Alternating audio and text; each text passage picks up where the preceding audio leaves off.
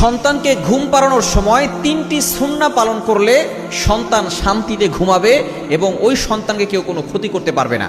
দেখবেন অনেক সময় রাতের বেলা সন্তান কান্নাকাটি করে ওঠে, দেখবেন রাতের বেলা বিকট আওয়াজে কান্নাকাটি করে, দীর্ঘ সময় ধরে কান্নাকাটি করে, এই কান্নাকাটি বন্ধ হয় না। ম্যাক্সিমাম বাচ্চারা কিন্তু এভাবে কান্নাকাটি করে। এই সমস্যা থেকে অনেক বাবা মা কীভাবে এই উত্তরণ করতে পারবেন, আপনার সন্তানকে কিভাবে এই সমস্যা থেকে বাঁচাবেন অনেকেই বুঝে উঠতে পারেন না।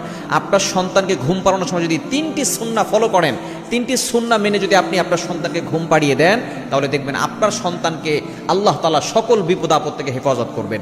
নাম্বার 1, 1 নম্বর হচ্ছে আপনার সন্তানকে বিসমিল্লাহ বলে ডান কাত হয়ে ঘুম পাড়াবেন। আমরা অনেকে এটা বুঝি না এবং অনেকে ডান কাত হয়ে ঘুমাই না, অনেকে চিত হয়ে, অনেকে উপর হয়ে তারপরে ঘুমায়। এটা কখনো করবেন না।